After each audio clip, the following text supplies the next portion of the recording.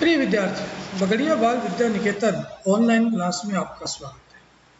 हम पढ़ रहे हैं कक्षा 8 बसंत का अध्याय 2 लाख की चोरी। जैसे पूर्व मैंने बताया कि इस अध्याय में लेखक पैतृक व्यवसाय पर मशीनीकरण के प्रभाव से चिंतित होकर पैतृक कारोबार बंद होने के कगार को लेकर समस्या को चिंतित है और उसी को लेकर एक बदलू नामक मणियार की कहानी हमें बताता है और किस तरह से पैतृक जो कारोबार होता है, जो हाथ की कारीगरी होती है, उस पर मशीनीकरण का प्रभाव है वो हमें बता रहा है।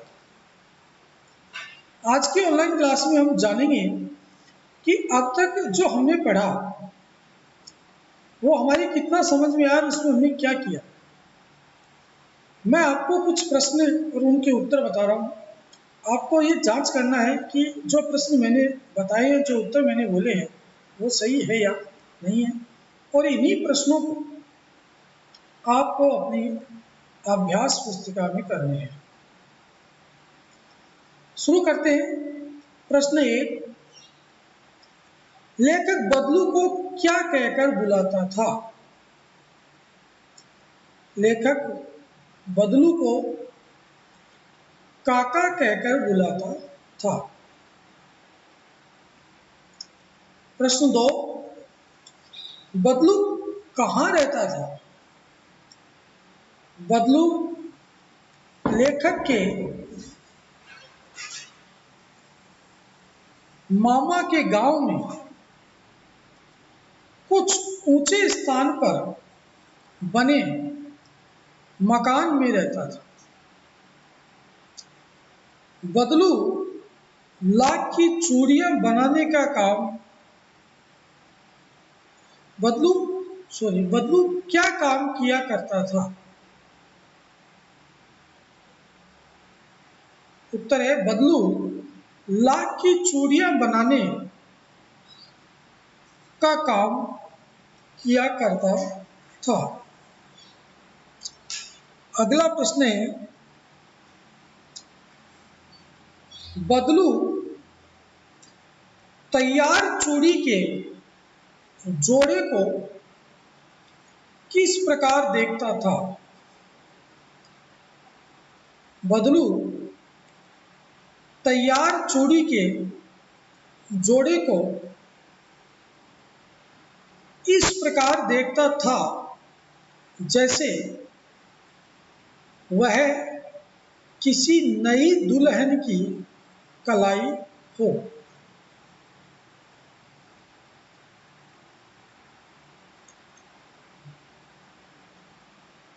इस तरह से हमने ये 4 प्रश्न और इनके उत्तर जाने।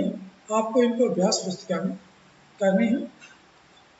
अब हम पाठ के आगे का हिस्सा पढ़ते हैं। पिछले हिस्से में हमने पढ़ा कि बदलू जो लाख की चूड़ियां है वो साधारण रूप से बेचता नहीं था, वस्तु विनिमय करता था। वस्तु विनिमय का मतलब वस्तु के बदले वस्तु। वो लाख की चूड़ियां देता और बदले में अनाज देता। लेकिन किसी का शुभ कार्य, विवाह शादी होता तो बदलू की मन मर्जी चलती और अपनी मर्जी से वो लेता। उसमें वो अपने और अपनी पत्नी के जोड़े, अनाज, रुपए, पैसे और अपने लिए एक पगड़ी लेता था और इसके लिए वो लोगों से जिद भी करता था। आज हम जानते हैं कि बदलू को किस बात से चिढ़ थी और वो क्या सोचता था। यदि संसार में बदलू को किसी बात से चिढ़ थी तो वह थी कांच की चूड़ियों से। अब बदलू को कांच की चूड़ियों से चिढ़ क्यों थी? क्योंकि कांच की चूड़ियों ने बदलू की रोजी रोटी खत्म कर दी। कांच की चूड़ियों में गुणवत्ता न होकर उनकी सुंदरता से लोग और सस्ती होने से लोग, स्त्रियां कांच की चूड़ियां पहनने लगी। यदि किसी भी स्त्री के हाथों में उसे कांच की चूड़ियां दिख जाती तो वह अंदर ही अंदर उठ जाती, यानी बहुत उसे घुटन महसूस होती। और कभी कभी तो 2-4 बातें जिन्होंने चूड़ियां पहन रखी है कांच की, उन्हें सुना भी देता। मुझसे तो वे घंटों बातें किया करते थे, यानी लेखक से वो घंटों बातें करते। कभी मेरी पढ़ाई के बारे में पूछता, कभी मेरे घर के बारे में, और कभी यूं ही शहर के जीवन के बारे में। मैं उससे कहता कि शहर में सब कांच की चूड़ियां पहनते हैं, तो वह उत्तर देता, शहर की बात और है लल्ला, वहां तो सभी कुछ होता है। वहां तो औरतें अपने मर्द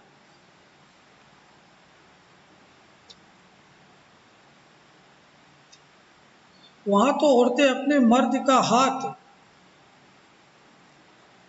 पकड़कर सड़कों पर घूमती भी है, और उनकी कलाइयाँ नाजुक होती है ना। लाख की चूड़ियाँ पहने तो मोच न आ जाए। कभी कभी बदलू मेरी अच्छी खातिर भी करता। जिस दिन उसकी गाय के दूध होता, वह सदा मेरे लिए मलाई बचा कर रखता। इस तरह से लेखक ने हमें बताया कि किस तरह से मशीनी युग के कारण बदलू की आजीविका पे फर्क पड़ा, और बदलू को मशीन से बनने वाली चीज़ों से कितनी चिढ़ है। लेखक बदलू के पास बैठकर अपना समय व्यतीत करता, लेकिन एक कारीगर, एक पुश्तैनी कारीगर की मन की पीड़ा क्या होती है, वह भी जानकर हमें समझाता। अगली ऑनलाइन क्लास में हम इसी पैराग्राफ जो आज पढ़ा है, आज का जो पाठ हमने देखा, पढ़ा, सुना, जाना, समझा है, उससे जुड़े हुए अभ्यास प्रश्नों को करेंगे और उसके आगे पाठ का अध्ययन करेंगे। तब तक के लिए धन्यवाद।